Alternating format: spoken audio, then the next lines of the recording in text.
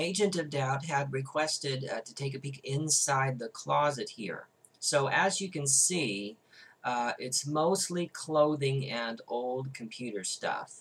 Contrary to popular belief, there's no dead bodies in there. Sorry. Back to the questions. Kevin Anity asks, is there any variant of Christianity that you still find appealing or could imagine yourself associating with? Probably not. I think that the only kind of variance of Christianity, where I even think that I could be myself, would be the Episcopal Church. The diocese in Los Angeles, in particular, is progressive.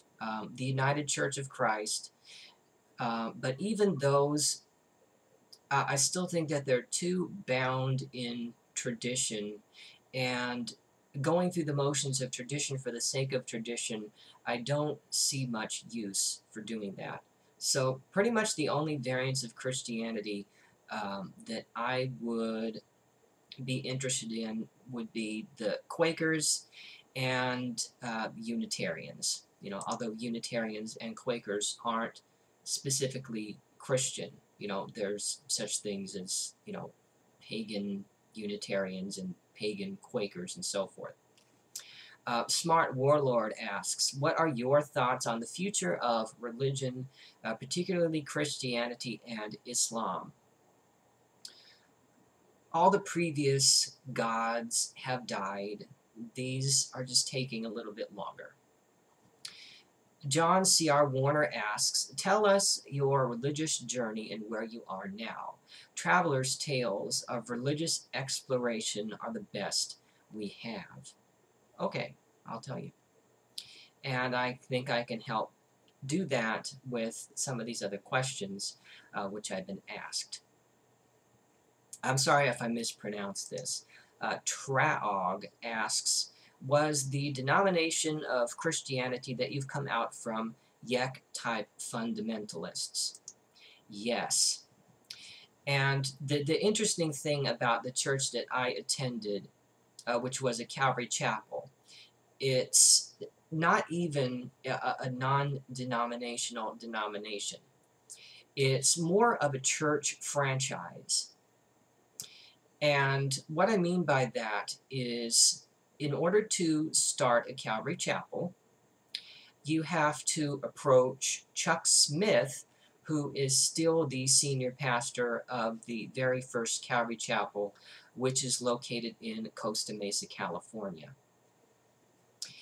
And, there's no church polity, no church government whatsoever. So that's why I refer to it more as a franchise, because the senior pastor is essentially the CEO of his church. He is accountable to no one, really. I know at the particular Calvary Chapel that I went to, there was a church board, but the members of the church board were handpicked by the senior pastor and could be replaced anytime he chose. So he was pretty much calling the shots. And, something which I know is uncharacteristic for denominational churches, but because this was the only church that I attended for quite a long time, it seemed entirely normal, is they're not financially accountable whatsoever. When I was church hopping, I noticed that different churches that I attended, particularly a Baptist church and an Anglican church, which I attended, they had financial information in the church bulletins, where if you were to ask someone at this Calvary Chapel about the financial activity of the church, you would be told that it's none of your business. I don't know if this is particularly symptomatic of Calvary chapels in particular, but I think it is. Even though I haven't attended many different Calvary chapels, there were lots of times where different Calvary chapel pastors would be guest speakers at this particular Calvary chapel. But it strikes me that Calvary Chapel is a particularly anti-intellectual denomination of Christianity. You know, if you were to attend the Calvary Chapel and, you know, really not do any of the work yourself, you wouldn't even realize what particular theological positions they hold, because the way that they package it is that they're simply teaching the Bible, you know, implying that other ways of teaching the Bible are incorrect. So after beginning to find this information out myself, you know, I was able to deduce that yes, you know, they were young earth creationists, biblical inerrantists, and did not believe that women should be in any position of leadership. You know, I know that there's some even conservative denominations, um, you know, where women are allowed to be, you know, leaders of a children's ministry or something like that. Not the case here. Women could not be the leader of any ministry at all. And, you know, of course, anti-evolution, anti-homosexuality, and I'm really not sure about their position on divorce. You know, they seemed pretty wishy-washy about that. Um, but going to the Calvary Chapel for a very long time, you know, I attended this Calvary Chapel for 15 years.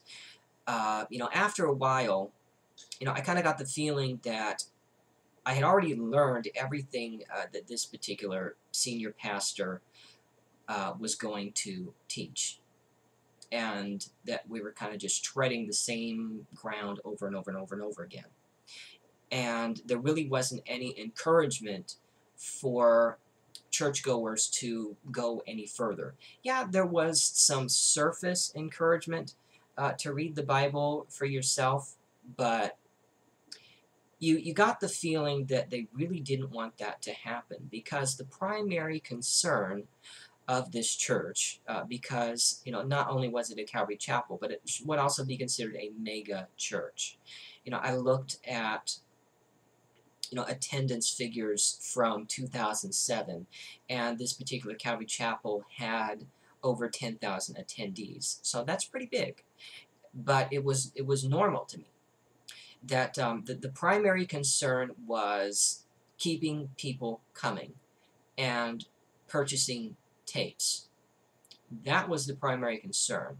And it became more and more apparent to me that, you know, they really weren't focused on spiritual or theological instruction of any kind, but rather what they were doing is they were selling this pre-packaged God experience, and that is what people were going to experience.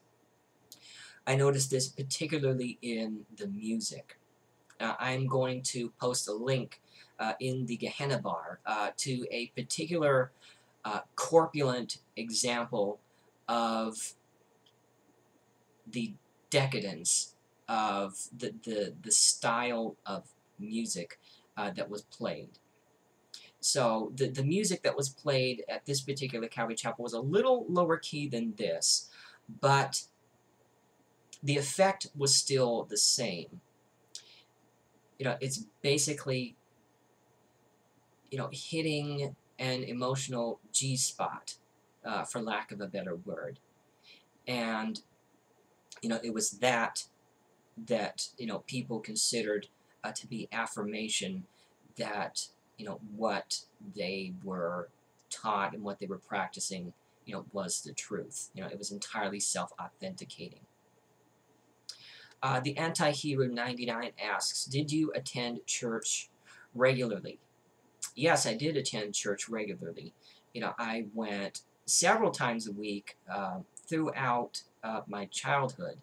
Up to age 9, my parents were not Christians, although I attended an Episcopalian day school. And after that, they converted to fundamentalist Christianity and immediately found this Calvary Chapel. And I began attending there several times a week during my childhood and adolescence.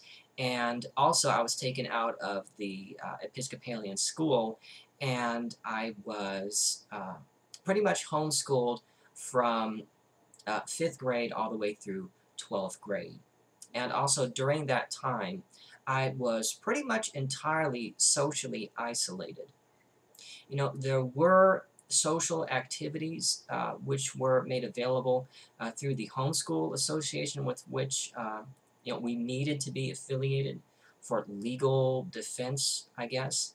But we really didn't elect to do that very much, particularly during my high school years. So there would be pretty much weeks at a time where, um, other than church, the only people that I would be in contact with would be my mother and my brother, who's 5 years younger than I am.